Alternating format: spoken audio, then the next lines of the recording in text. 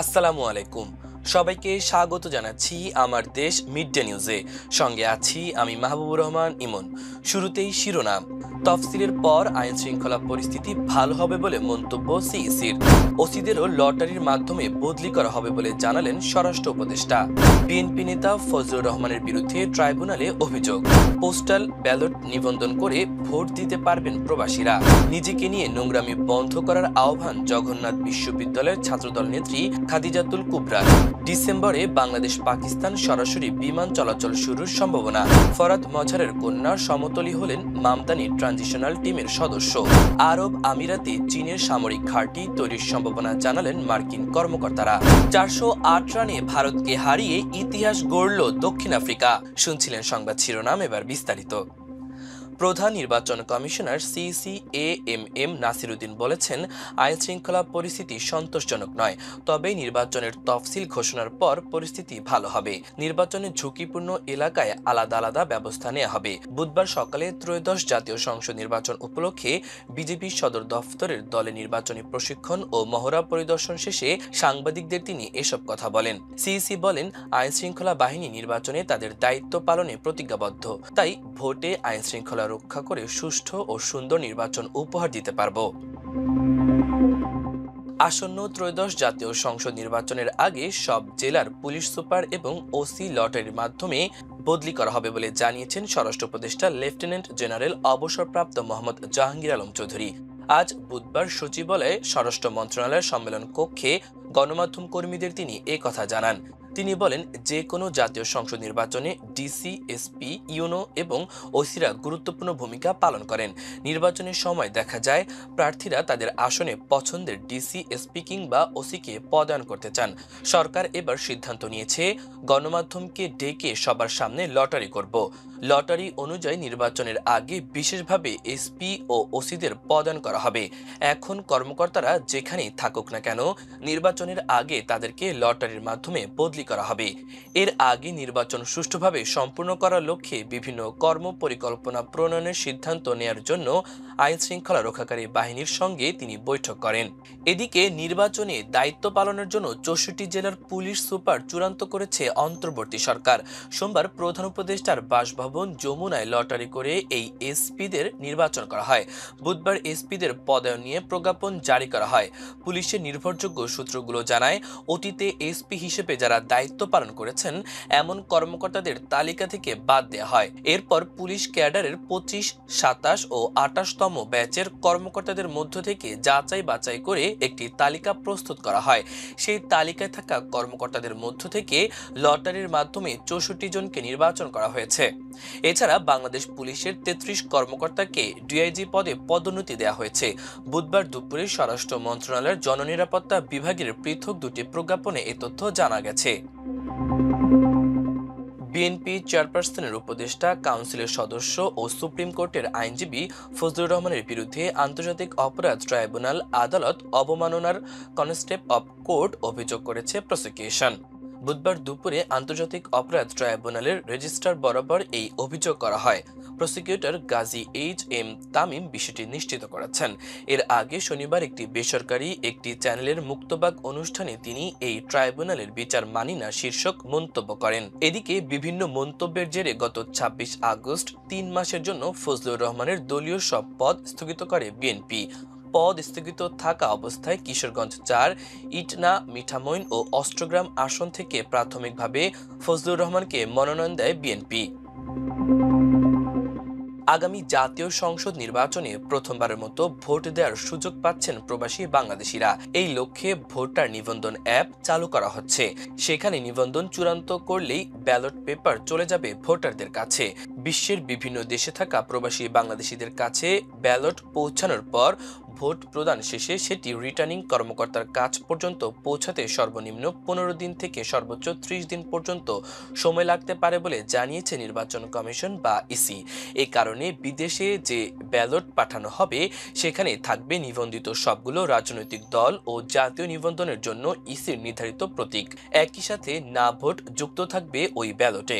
যদি কোনো আসনে একজন মাত্র প্রার্থী থাকেন, শুধুমাত্র সেই সব আসনের ভোটাররাই এই না ভোট দিতে নিতে পারবেন। প্রবাসীদের কাছে ব্যালট পাঠানো থেকে শুরু ভোট প্রদান শেষে সেগুলো রিটার্নিং অফিসে পাঠানো পর্যন্ত পুরো দায়িত্ব থাকবে বাংলাদেশ ডাক বিভাগের হাতে। নির্বাচন কমিশন বলছে, এক্ষেত্রে ভোটার প্রতি খরচ পড়বে মাত্র 700 টাকা করে। বিদেশে বসে ভোট দিতে অ্যাপে নিবন্ধনের জন্য প্রত্যেক ভোটারেরই লাগবে একটি করে আন্তর্জাতিক সিম কার্ড। একই সাথে অ্যাপে জিও লোকেশন চালু থাকার কারণে বাংলাদেশে বসে কোনোভাবেই অ্যাপটি ব্যবহার করা যাবে না বলে জানিয়েছে ইসির প্রবাসী ভোটার প্রকল্পের টিম লিডার অবসরপ্রাপ্ত ব্রিগেডিয়ার জেনারেল সালিম আহমদ খান। নিজেকে নিয়ে সামাজিক যোগাযোগ মাধ্যমে নোংরামি বন্ধ করার আহ্বান জানিয়েছেন জগন্নাথ বিশ্ববিদ্যালয়ের ছাত্রদল নেত্রী খাদিজাতুল কুবরা। তিনি হাসিনা সরকারের আমলে ডিজিটাল নিরাপত্তা আইনে দীর্ঘদিন কারাগারে ছিলেন। এরপর তিনি জগন্নাথ বিশ্ববিদ্যালয় শিক্ষার্থী সংসদ তথা জোকসো নির্বাচনে সাধারণ সম্পাদক জিএস পদে ছাত্রদল সমর্থিত প্যানেল থেকে নির্বাচনে অংশ নিচ্ছেন। তিনি মঙ্গলবার সামাজিক যোগাযোগ মাধ্যম ফেসবুকে লেখেন, যতদিন পর্যন্ত আমি রাজনীতিতে আসিনি ততদিন পর্যন্ত আমি ভালো ছিলাম, আর এখন 1 মাসই আমার এত দোষ, আমি খারাপ হয়ে গেলাম। এসেছিলাম পরিবর্তন করতে, কিন্তু এসব নোংরামির কারণে বুঝতে পারছি কেন মেয়েরা এই সেক্টরে আসে না বা আসতে চায় না। তিনি আরও লেখেন, অনলাইনে fake ID, bot ID, bashing সবকিছুই বুঝলাম, মেনে নিলাম, কিন্তু সাংবাদিকরা এক একজন কল দিয়ে এত মিথ্যা অপবাদ, উল্টাপাল্টা প্রশ্ন আর মানসিক প্রেশার নিতে পারছি না। সাংবাদিক পরিচয় দিয়ে একজন কল দিয়ে যখন কথায় পারে না, পাশ থেকে আরেকজন শিখিয়ে দিচ্ছে সাংবাদিক হয়েছেন লিবারেল থাকুন, কেন একটা নির্দিষ্ট দলের চাটামি করেন।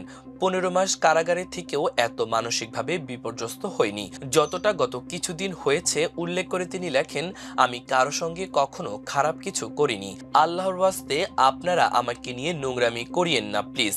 এসব লোকদের ব্যাপারে স্টেপ নেওয়ার কি কেউ নেই? আগামী ডিসেম্বর মাসে ঢাকা ও পাকিস্তানের করাচির মধ্যে সরাসরি বিমান চলাচল শুরু হতে পারে। Lahore chamber of commerce and ইন্ডাস্ট্রিতে এক অনুষ্ঠানে একথা জানিয়েছেন পাকিস্তানে নিযুক্ত বাংলাদেশের হাই কমিশনার ইকবাল হোসেন খান। তিনি জানান, আগামী মাস থেকে করাচি ও ঢাকার মধ্যে সপ্তাহে 3টি ফ্লাইট শুরু হতে পারে। সরাসরি বিমান চলাচল শুরু হলে দুই দেশের বাণিজ্য, যোগাযোগ ও শিক্ষাসহ নানা খাতে সহযোগিতা আরও জোরদার করবে বলেও আশাবাদ ব্যক্ত করেছেন বাংলাদেশের এই high commissioner. Lahore chamber of commerce and ইন্ডাস্ট্রিতে এক অনুষ্ঠানে দেওয়া বক্তব্যে হাই কমিশনার বলেন, এলসিসি এবং লাহোরে বাংলাদেশ অনারারি কনসুলেটের যৌথ সুপারিশে ভিসা প্রদান করা হচ্ছে। ভিসা প্রক্রিয়া সহজ করা হয়েছে বলেও জানান তিনি জানান, সদস্যদের ভিসা 3 থেকে 4 দিনের মধ্যেই ইস্যু করা হবে, আর এটি দুই দেশের মধ্যে ভ্রমণকে আরও দ্রুত ও ঝামেলামুক্ত করবে। তিনি জানান, শীঘ্রই একটি সরকারি কার্গো শিপিং পরিষেবা চালু করা হবে। গত বছরের ডিসেম্বরে দুই দেশের মধ্যে কার্গো সেবা চালু হলেও বাণিজ্য বাড়ার ফলে এখন আলাদা ও সরাসরি কার্গো রুট চালুর প্রয়োজন দেখা দিয়েছে। কবি, লেখক, বুদ্ধিজীবী ও মানবাধিকার সংগঠক ফরাদ মজহারের কন্যা সমতলী হক নিউ ইয়র্কের নবনির্বাচিত মেয়র জোহরান মামদানির ট্রানজিশনাল টিমের সদস্য নির্বাচিত হলেন। সমতলী সিটি ইউনিভার্সিটি অব নিউ ইয়র্কের অধ্যাপনা করেন। অধ্যাপনা শুরুর আগে লেবার অ্যাটর্নি হিসেবে কাজ করেছেন। মামদানির মেয়র প্রার্থিতা ঘোষণার পর থেকেই তিনি নির্বাচনী প্রচারণায় ছিলেন। ফরাদ মজহারের প্রথম পক্ষের স্ত্রী ঘরে সমতলীর জন্ম। মামদানির মেয়র হিসেবে দায়িত্ব গ্রহণের ট্রানজিশনাল টিমে আরও 8 বাংলাদেশি রয়েছেন।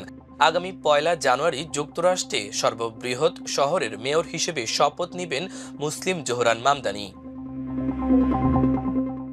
যুক্তরাষ্ট্রের প্রতিরক্ষা ও গোয়েন্দা কর্মকর্তারা ধারণা করছেন, সংযুক্ত আরব আমিরাতের একটি সামরিক ঘাঁটিতে চীনের সামরিক সদস্যরা ছিলেন, কারণ ওই ঘাঁটির একটি অংশে যুক্তরাষ্ট্রকে ঢুকতে দেওয়া হয়নি। নাম প্রকাশে অনিচ্ছুক 2 মার্কিন কর্মকর্তা জানান, যুক্তরাষ্ট্র মনে করে আবুধাবির জায়েদ মিলিটারি সিটিতে চীনের সামরিক সদস্যদের আতিথ্য দিচ্ছিল দেশটি। 2 সাবেক মার্কিন কর্মকর্তাই উদ্বেগ প্রকাশ করে বলেছেন, পিএলএ হয়তো জায়েদ মিলিটারি সিটি ব্যবহার করে আরব আমিরাতে থাকা মার্কিন বাহিনীর সম্পর্কে গোয়েন্দা তথ্য সংগ্রহ করেছে। আরব আমিরাতে আল দাফরা এয়ারবেজে যুক্তরাষ্ট্রের 380তম এয়ার এক্সপেডিশনারি ফোর্স মোতায়েন রয়েছে এবং এটি আবুধাবি থেকে মাত্র ২০ মাইল দক্ষিণে অবস্থিত। ২০২১ সালে দ্য ওয়াল স্ট্রিট জার্নালে এক প্রতিবেদনে উল্লেখ করা হয়েছে, চীন আবুধাবির কাছে একটি সামরিক বন্দর তৈরি করছে।